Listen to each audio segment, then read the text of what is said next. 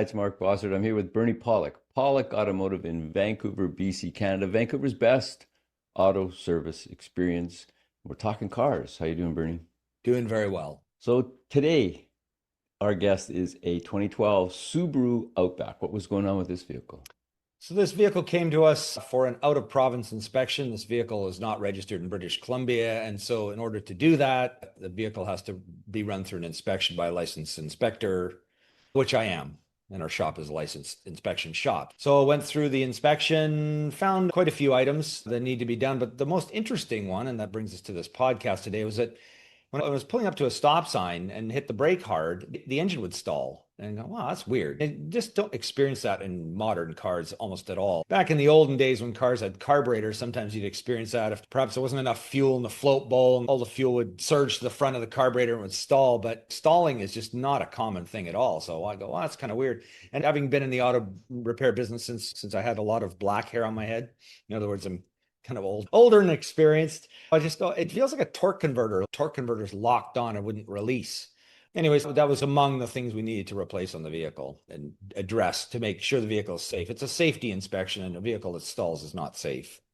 So this out of province inspection is someone moving to BC, or is it someone who's bought a car in another province and wants to now drive it in BC? It could be either, but normally it's normally someone who's moving to BC or is a BC resident who's bought a car and brought it in. So before you can register it, it has to have a safety inspection done.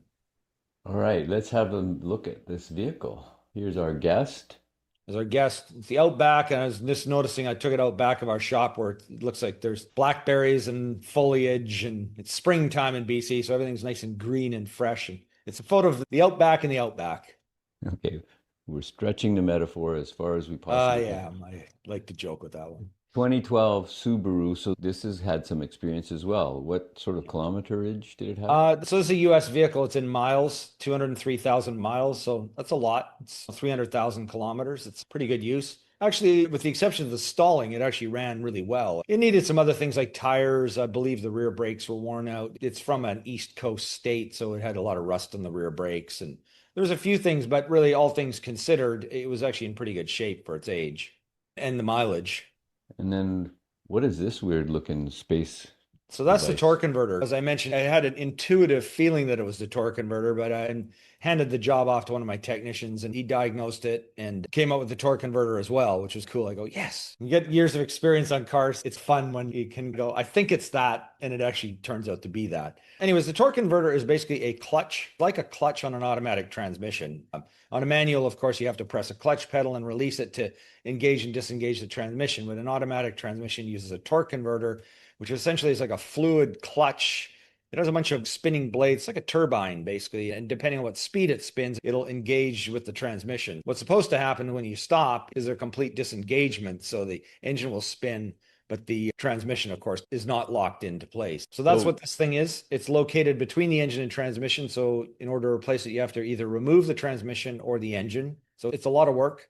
So it doesn't make it a cheap job. Yeah, Subarus are generally, it's easier to pull the engine than it is the transmission, although neither is really complicated, compare one or the other. So we chose to pull the engine out on this one and do it. we're seeing the finished product here. That's actually the It's, old converter. yeah, that's what I mean. It's out of the car. We didn't see the disassembly process. No, you haven't seen the disassembly, but if you search our library of many other videos, you'll find Subaru's engines out on various. And this, by the way, was in turbo model as a single overhead cam. So I say removing the engine was easier. If it was a twin cam model, it might have been easier. A turbo, it might have been easier to leave the engine in place and take the transmission out instead. We just evaluate which is the best way to do it and just take it from there, which is fast, just was less expensive for the client. If you're looking in this picture, you see that sort of center cone. It's a bit shiny, and inside you can see some teeth and various sort of diameters, shafts. They're about three shafts that stick out of the transmission, and they fit into various parts of the torque converter. And so some of them will always be running. It'll actually be running the pump for the transmission, and then other ones will engage and disengage with the torque converter as it speeds up. So this is basically the heart of the transmission, allowing it to shift. Yeah, Correct. it's one major component of it. Like I said, it is basically a fluid clutch and joins an engine to transmission. The thing, again, it was sticking on in a way. Something was wrong with it. And that's why when you hit the brake hard, it would cause the engine to stall. And normal lifespan is 300,000 kilometers, normal lifespan for one of these? This is the first time we've ever replaced one of these on a Subaru with this issue, but one thing you pay for when you come to our shop is not only our expertise and our time to look at things, but we have a huge database of repairs, and this was not an uncommon problem.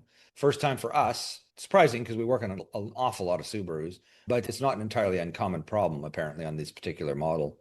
And after all the repairs, how did this import vehicle now in Fantastic. Canadian weather run and perform? All good. Yep. Yeah, we got everything compliant for the inspection and the tires were pretty much worn out. So overall, the car drives great, fixed everything need to be done and now registerable in BC and good to go. If you're looking for service for your Subaru in Vancouver, BC, Canada, the people to see are at Pawlik Automotive. You can reach them at pawlikautomotive.com and you can book your appointment right there, or you can call them at 604-327-7112 to book your appointment. You have to book ahead. They're always busy. Pawlik Automotive in Vancouver, BC, Canada. Thanks so much for watching and listening. Thanks, Bernie. Thank you, Mark, and thanks for watching.